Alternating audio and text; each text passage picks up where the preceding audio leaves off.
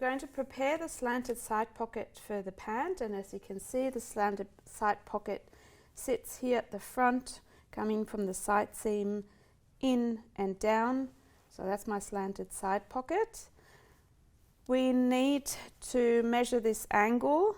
We need a facing and a pocket bag, so 3 pieces.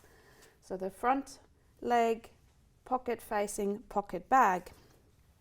So we're going to measure 4 centimeters, probably best with a tape measure, go along the waist 4 centimeters.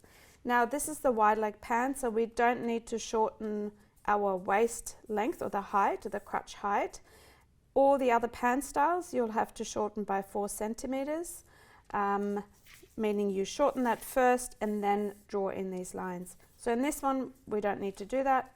We'll measure 4 centimeters up on the waist, going in towards the front from the side, and then measuring 17 centimeters from the waist down towards the hip. So this is your hip notch.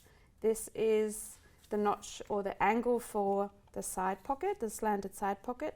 We're going to draw a line. Now I'm doing this with my Sharpie. You obviously do that with your pencil. I do this with a Sharpie because then you can see it better in the video. Then you're going to measure 22 centimeters from the waist down, and you can see I'm bending my tape measure slightly, following the hip. Put a marking on there. That's the shape of the pocket. So the pocket is roughly here and curves up and comes into here. So when you look on the inside, that's where the opening is, that's here, and then curves down and comes up. Okay, so we've measured 22 down, so 17 from here to the opening.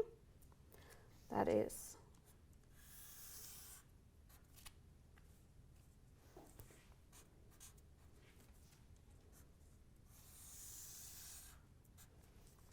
22 across here, 4. Now these are guidelines. Obviously you can have the slant closer to the edge as well. I wouldn't go further than 17 centimeters because then you go into the hip, it's bulging out on the hip, it won't look as good. A little bit shorter you could do that at 16, but don't go too short, otherwise the opening is not big enough to put your hand in. Okay, and now we're going to measure across 14 centimeters from the waist, along the waist, 14.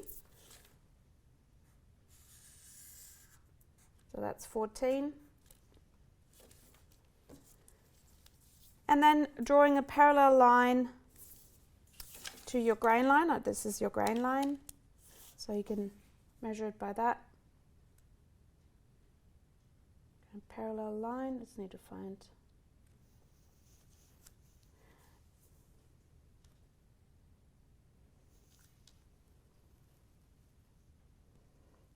Okay, going down 18 centimeters.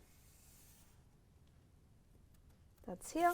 That's a rough guideline, and we can now curve our pocket bag. And if you feel like this needs to be lower, really do it freehand and give it a good go. You can use your French ruler as well, and then once you settle with one shape, I quite like this, you can then trace it properly. So we now can trace the curve once you've decided this is the right shape. You want to go a bit flatter here, not too steep down. So you can also check with your hand going in. A lot of people forget to do that, so that's where your hand will sit. You need obviously the opening to be able to slide in. You come from the top down, so that's a really good shape along that. So we have now our pocket, and you can see this section, we need to somehow separate this. So I'm going to take some paper And I'm going to trace, need my weight, and I'm going to trace this pocket shape here. That's my pocket facing. I'm going to trace that out first. I'm using my grain line. Keep this as your grain line.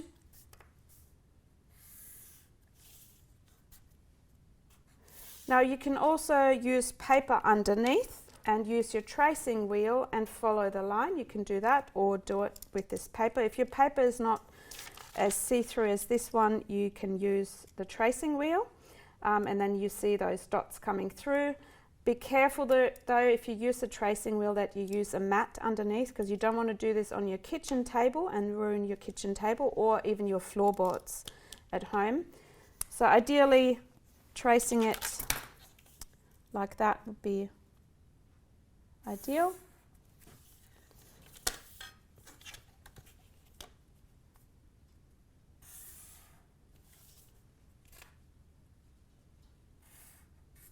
So we're going to mark the hip notch as well. Now I'll show you with the tracing wheel, so you can actually do that with the ruler, French curve, or you do this tracing wheel like that and you see those dots and then you can follow it.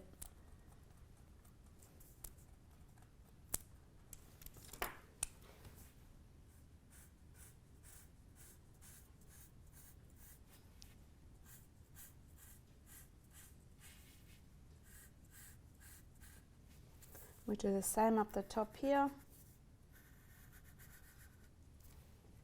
Okay, so this is my pocket facing. I'm going to take this off.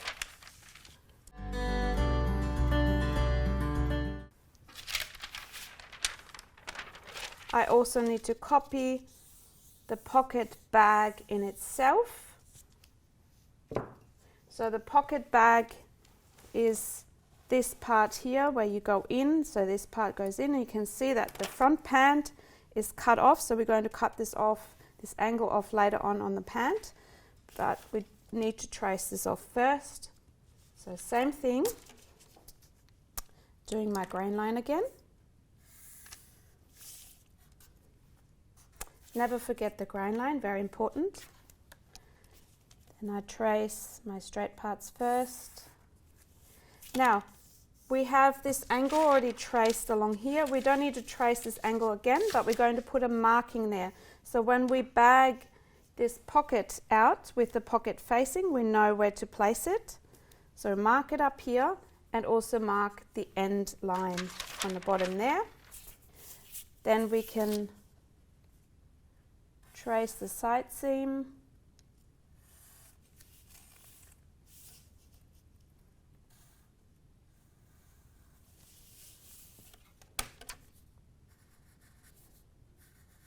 Trace the waist and the curve.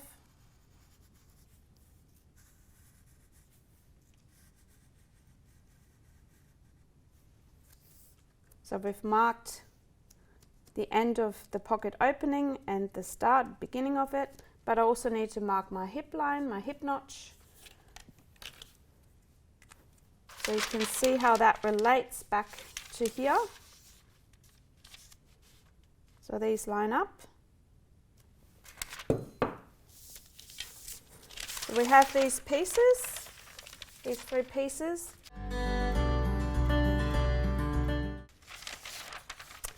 We're going to now add seam allowance to the side, and we're going to do 6 millimeters on our pocket opening.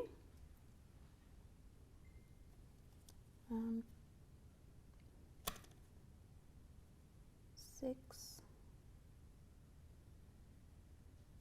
Okay. I need to be careful because my texture is quite thick.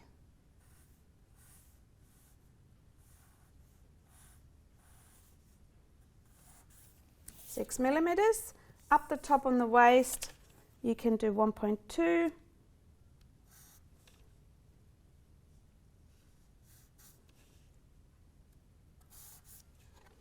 So what we're going to do is eliminating this part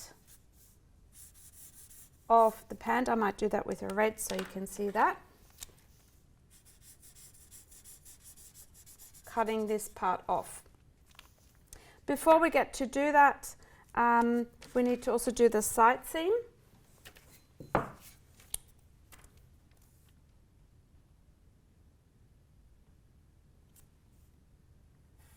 Going 1.2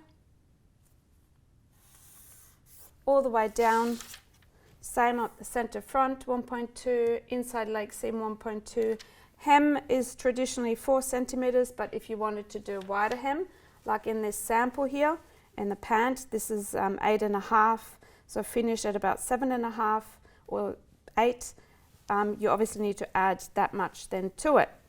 So once we've done adding the side seam and the 6 millimeters here to the side, you also want to come from the end of the pocket 6 millimeters up,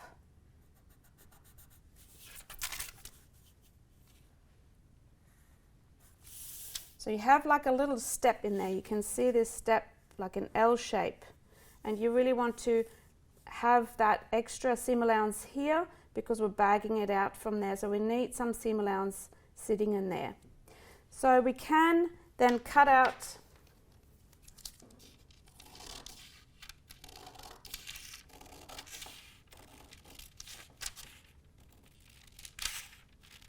cutting it to here, cutting across,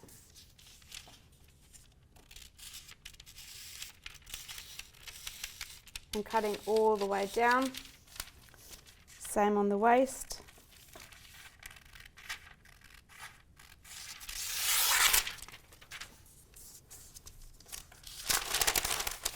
And you can see how this pant has the seam allowance on the side. You now have to do exactly the same on this pattern piece. I'll show you, move this a bit down so it's easier to see.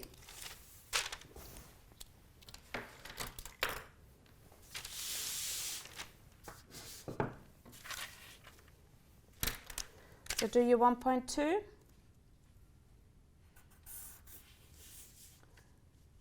do your 6 millimeters on the slanted side. This is the part that gets bagged out. You want to go 6 millimeters up from the corner. From this corner, you go up 6 millimeters. Do your 1.2 up the top here.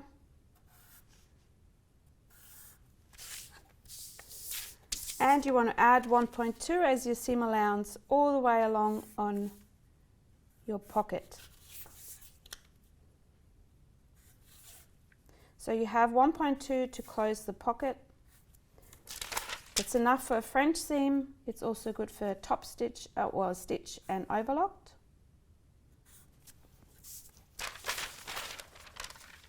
So this is called pocket facing. You would have to cut a pair. Cut one pair as you have 2 legs, a left and a right leg. We're now going to add seam allowance to our pocket bag itself. We only have the 1.2 on the side.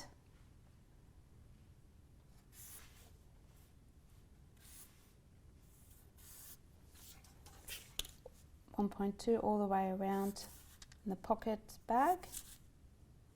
Same as here.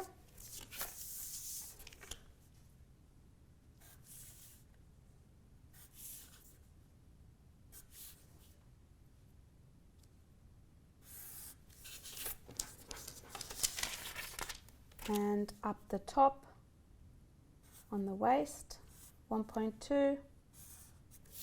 This is called your pocket bag.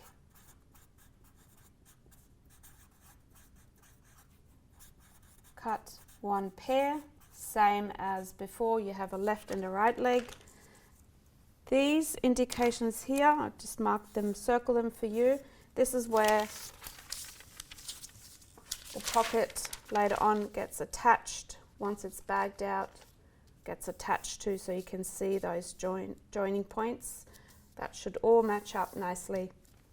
So you have your front leg, obviously cut a pair, you have your pocket bag, and you have your pocket facing, and your front has the slanted side pocket cut off.